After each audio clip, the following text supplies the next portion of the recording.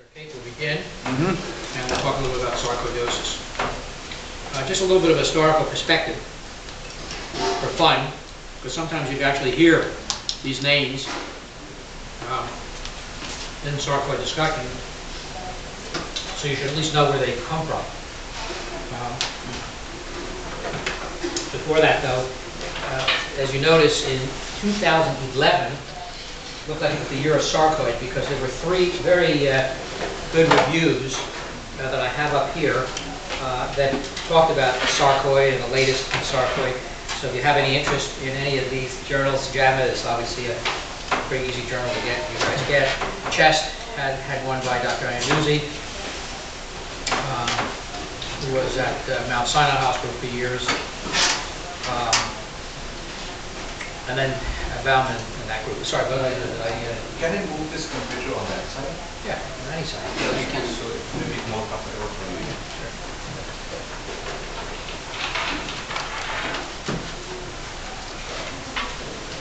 So just know that there are three good, thanks, this is better. Yeah, recent references for sarcoidosis. All really very up to date. So this is what we're going to review today. A little bit about definition, historical perspective, and the epidemiology, genetics, susceptibility, and so forth. And then the most contentious of all is the treatment, because it really isn't known exactly. There are very few prospective, double-blinded, grade A kinds of studies. But I think we can learn a lot from it. So here's a little bit of the historical perspective described in the late 1800s. So it's not that many, not that long ago. I mean, in terms of the total spectrum of medical literature, and actually it was described as a skin disease and put in a clinical surgery journal. Then it was drawn attention to the pulmonary manifestations a little bit later than that. Then the first case of lupus pernio. Have you ever seen a case of lupus pernio? You will in a minute. I'll show you a picture of what lupus pernio looks like and why it's important. Then Beck really was the guy who described the disease and as the multiple benign lesions of the skin and evidence of the histology that this was a granulomatous disease. Hereford described as weird, I'll show you this later, condition, uveo-parotid fever. Klein was the guy who sort of mashed lymph nodes and put them intradermally and showed that we can diagnose sarcoid that way. We don't do it anymore, but showing that you can get the delayed reaction, hypersensitivity reaction from it. Then you've got a couple of pathology types. Langerhans, who describes a curious cell. Actually, Langerhans got his important name for these funny-looking Langerhans cells, which we now know are dendritic cells, which are now known as antigen-presenting cells. These are the important cells. We're going to talk a little about antigen presentation in a second. So that's your Langerhans.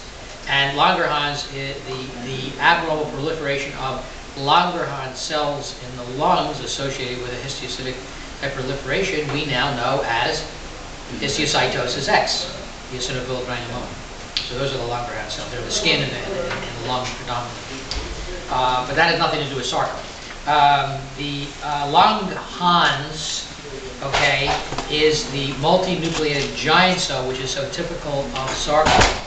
There are two types of giant cell, this multinucleated giant cell type of sarcoid, and then there's a foreign body giant cell, which is just a foreign body reaction, as you can see.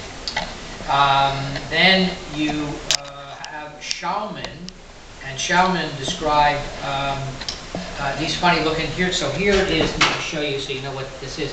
Here is the, well, this you can't see the whole thing. I'll show you more pathology later. But this is obviously granuloma, cascading histiocytes, and here is a giant cell. Okay, and then I'll discuss a little bit more about giant cells in a second. And this little guy in here is the so-called Schaumann body, which is seen in sarcoid calcium oxalate crystals. So I'll show you a little bit more about that later. And then this guy Silt's also a very big sarcoid institution, Mount Sinai in New York, described this Klein-Siltzbach skin test, which again was ground up spleen, and they did an intradermal, and they said we can diagnose sarcoid this way. It wasn't that it was pretty specific, it wasn't that sensitive. So we don't use this skin test anymore. But this is a little bit of this historical perspective. So definition, you all know, it's a multi-system disease, a non-case-eating granuloma. There's a presumptive antigenic trigger, I'll discuss in a second. We don't know what the trigger is. For years and years, people have been searching for it's obviously not Mycobacterium tuberculosis, but maybe there's another atypical mycobacterium in the GI tract or someplace. Never really been proven. There's a couple of bacteria, propionic bacterium and P. granulosum that have been thought to be maybe. Nothing's panned out.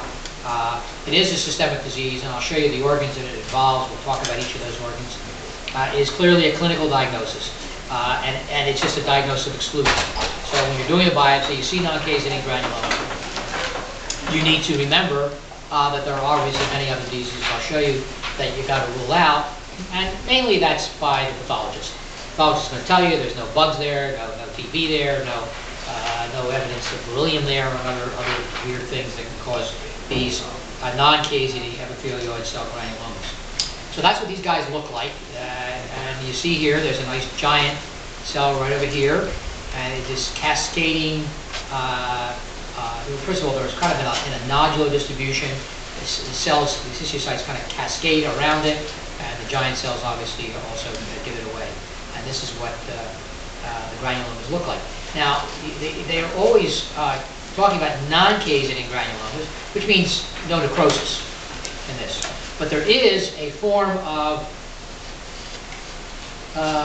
not caseous necrosis, but, Or like liquid. no, there's another form of, which is not caseous necrosis, but you can see necrotizing changes in sarcoid. So not always a non-caseous granuloma. So translation, if you pathologist says, no, it looks like there's some necrosis here, that still could be sarcoid. It could be TB too, it would be sarcoid.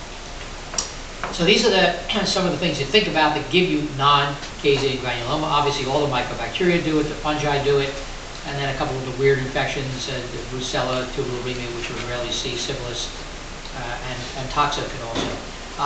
In general,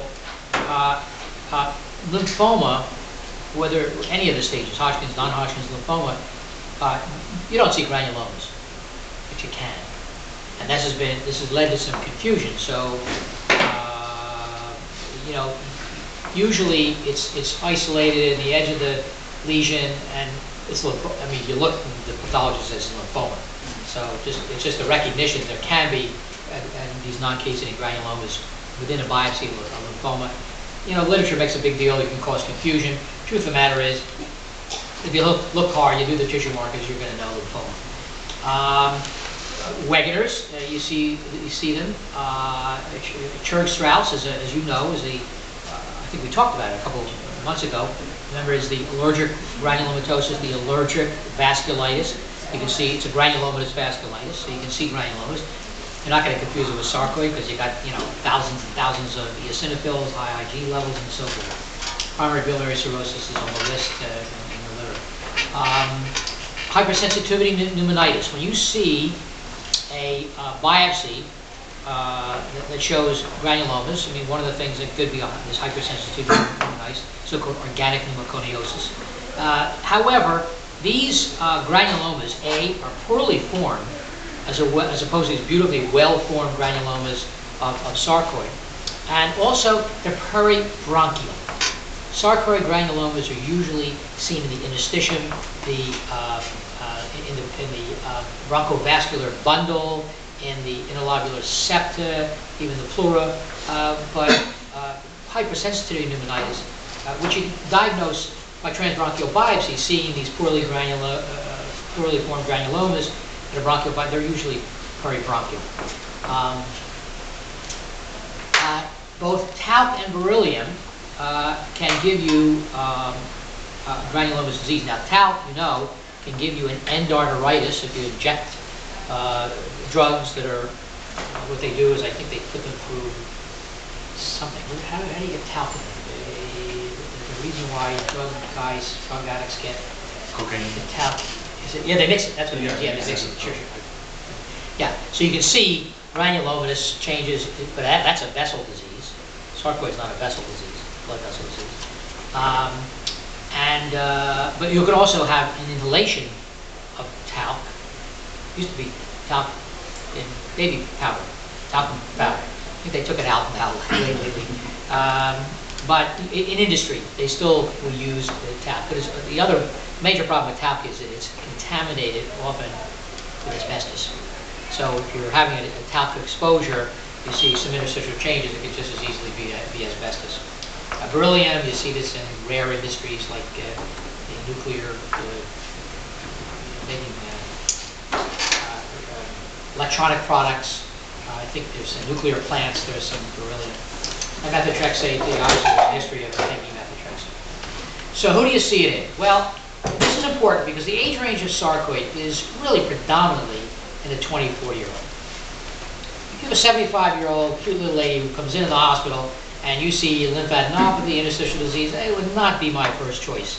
It's very, very unlikely. Could it be? Yeah, I mean, anything can happen in medicine. But you certainly wouldn't put that first on your list. It's just unlikely to see new onset sarcoid at an advanced age. Can happen, yeah. But there is an exception to this in Scandinavians and Japanese for some reason. I don't know why, but it's been reported in the literature. Male is more common. You see the prevalence in the U.S. is pretty low. Obviously much higher, 3 times the prevalence in blacks in the U.S. So a lifetime risk you see here for whites is pretty low, maybe a little less than 1%. But most of the time in the Caucasian population, when sarcoid is found, it's usually asymptomatic. It tends to be a milder disease. Not always, but it just tends to be a milder disease. So you sort of, your patient comes to the ER for chest pain, non-cardiac, maybe anxiety chest pain, maybe GERD chest pain, gets a chest x-ray, and all of a sudden there's bilateral hilar lymphadenopathy. They found it very high prevalence in Scandinavia because everybody in the Scandinavian countries goes in the army.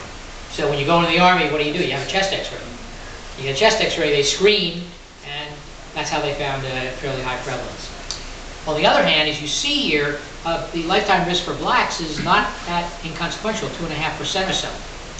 Blacks generally get more severe disease, nobody knows really why, and tend to have more extrapulmonary disease.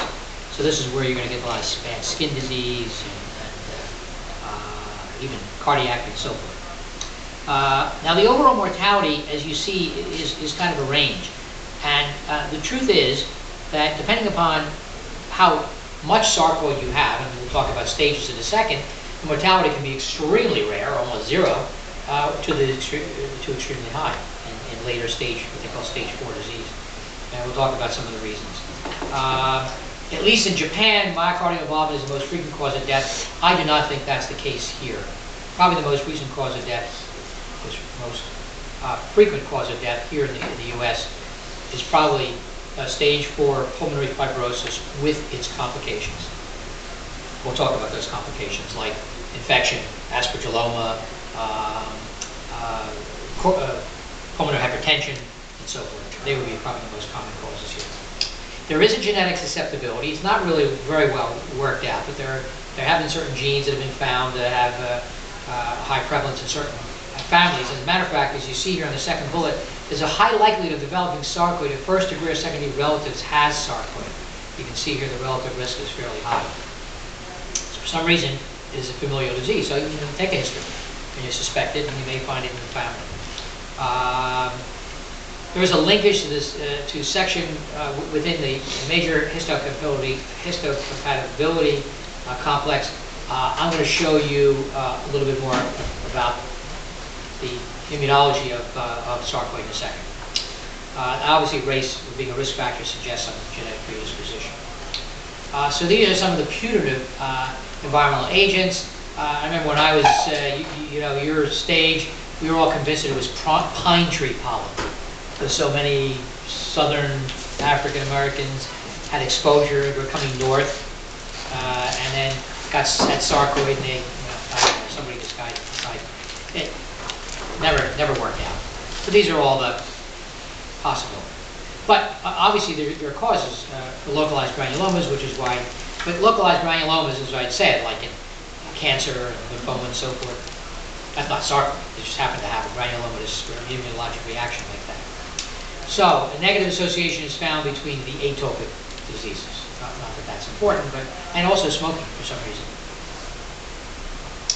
So the initial event is thought to be some unknown antigen that, or antigens. Maybe it's not just one thing, maybe it's multiple things. And it has nothing to do with the antigen itself, it has more to do with you, of recognizing something abnormal in the environment. So this is how it's believed to start. It's thought to be an inhalation antigen. Why? Because the most common site is lungs and mediastinal lymph nodes. So it's thought that you're breathing something in, and that's how the reaction starts. There is a syndrome, and I'll show you pictures of it a little bit later, called Loughran Syndrome, which is a very, very bizarre syndrome. And we had a case here within the last 6 months. I saw a kid with Loughran Syndrome here. Here's the scoop. These patients usually present with a very florid disease. They're sick. They're sick usually over a short period of time, weeks, maybe months, but usually weeks. The usual presentation is Erythema Nodosum, which is easy to recognize, and if you've never seen it before, I got a picture of it 10 minutes from now. So Erythema Nodosum, these are obviously painful, red, elevated lesions on the anterior. You never see it on the flexor cervix, always on the, usually on, can be on the arms, but I've only seen it once in the arm. More in the legs, anterior surface, usually lower extremity. They're painful, and they just explosively come on. The next thing is the patients are complaining of a lot of arthralgias, even frank arthritis, tender joints. That is the most common presentation. But it's usually pretty explosive, and they really are sick, and they even have some low-grade fevers with it. And that's what usually brings them to medical attention. You may then get a chest x-ray, and you'll see the typical hyaluradenopathy, which you see with sarcoid, right paratracheal hyaluradenopathy. And here's the good news. You see that syndrome, pat yourself on the back, pat your patient on the back, and tell them they have an excellent prognosis. Excellent prognosis. What you're seeing here is just a fulminant immunologic reaction in this Loughran syndrome. It's not, I mean, they look sicker than hell. I mean, they can really be, I mean, just flush and febrile and severe arthritis, painful arthritis. The good news is it almost always responds to NSAIDs. If you're in a bind and the patient's not, let's say it's like you can use corticosteroids, it'll melt away. But usually you don't even need corticosteroids. And the most, why? Because it's a self-limiting disease. I mean, it's going to go away. And usually it goes away within weeks, maybe months, but you make that boom, boom, boom, Loughran syndrome, don't worry about it, no long-term sequela, and you can even not even treat with steroids, just put them on some aspirin or NSAIDs. Now, if you wanted to be fancy, which you don't really need to do, you don't need to, oh, by the way, you don't need to biopsy them. You see Loughran's, that's it, done, finished, NSAID. Don't biopsy. But let's say there's some reason why, etc., etc. You could do a BAL. You see activated CD4 cells. Now, this is one of the weird things, again, not really understood, about sarcoid. 96% sensitive, the specificity. Less sensitive. I think I even have the exact number. I think maybe 60%, 65%. There is a reverse ratio of CD4 and CD8. And it is, if you have a ratio greater than 4.1, or 4.0, 4 times, this is absolutely classic. You don't see this in anything else but sarcoid. Now, how often are you going to do a BAL and do CD4, CD8 count? I don't know. I mean, there could be some confusion, some reason, but this is one of the things that you should just put in the back of your head. Send it for a bronchoscopy, do a BAL, you got that ratio, you got the diagnosis. Not always positive, but if it is positive, it's like 96-7%. Sometimes these people will have a uveitis. I told you about the hyaluradenopathy, and this goes away. And this is another sort of reason why it's thought to be this intense immunologic reaction with sarcoidosis. My quick question. So the recurrence rate is very low? With this, yeah. Yeah. And there's no long-term sequelae. They don't get like fibrotic lung disease and so forth like that. Nothing like that happens. It just goes away. Dr. Braman, you said the peak is between 20 and 40. So if someone is not diagnosed and gets an X-ray at 45, are we going to see the adenopathy or they resolve? Well, we're going to discuss prognosis and natural history in a few minutes. So you'll see that. But in general, if you have early stage sarcoid, it usually goes away within a year or two. So that group you're not going to see. If you have more later stage, let's say it progressed, because you know it can be asymptomatic initially, and if it does progress to later stages of disease, yes, you can see at age 40, 50, 60, 70 the long-term sequelae of sarcoid, abnormal X-ray, abnormal lymph nodes, and so forth. If you had sarcoid when you were 20 and now you're 70 years old, and we looked into your mediastinum, let's say we did a CT scan and showed lymph glands, and then they did a biopsy, you're going to see lymphadenopathy. Years later, the lymphadenopathy may never go away, and B, you'll still see the granuloma. Nobody knows why. Why does it stay there for 50 years? But it just keeps going. Usually the lymph nodes will regress, but be present. So another important thing in the history. You see somebody who's had a history of sarcoidosis, the presence of lymphadenopathy, 10 years later, doesn't mean that it's anything serious. It still could be their sarcoid, because it never really, in many instances, I think most instances actually, never totally resolves. So yes, you're right. You may see sequelae of maybe a more advanced stage of sarcoid later on, and I will tell you one thing, getting ahead of ourselves, but in general, when sarcoid comes and goes, it doesn't come back. There are many conditions that we confront in medicine that are relapsing.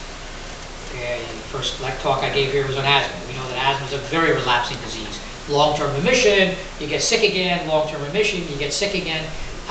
You don't see this in sarcoid. Most of the time, when sarcoid's over, it's over. There are exceptions, and there are people with a form of sarcoid where they get sick and then they get better, and they get sick and they get better. The classic of that is hypercalcemia in sarcoid, and it could be very seasonal. They go out in the sun and they get hypercalcemia. But those with more severe stage 4 disease, with multi-system disease, it's much more common to see sarcoid that has a recurrence or an exacerbation later. It is not common at all, but most common, and it does happen in the later stage diseases. So, these lymph nodes and long-term, do they transform to lymphomas? Or No, absolutely no report about that. These are benign lesions. No. So, in addition, in VALs and biopsies, there's increased IL-2 receptors. We'll talk about that in a second. Why is that important? Because this is a Th1-driven immunologic disease, and spontaneous release of IL-2. Okay, evolution of the response is either resolution or chronic disease, and we'll talk about that. Okay, so here I have lots of slides on the inflammation and sarcoid. It's a little hairy and not, I'd rather talk about more of the clinical stuff. But, okay, so this guy over here is an antigen-presenting cell. So the thoughts, and this is just a blood cell, here's monocytes which become macrophages, there's Th0 cell, the null cell, it hasn't decided what it wants to do in life. Okay, but here is, let's say, an antigen-presenting cell. Okay, so here's this antigen-presenting cell with antigen on it. Okay, now you have immunologic cells like the T cells, like the CD4 T cell, okay, which the antigen-presenting cell presents to the lymphocyte. Okay, this actually is a mucosal phenomenon. They actually have little pseudopod things, and they grab these antigens and they mince them up inside because an antigen can be larger, and they put them into smaller pieces, and they present these antigens to essentially the lymphocyte population, usually more the Th0 cells. Okay, now these guys here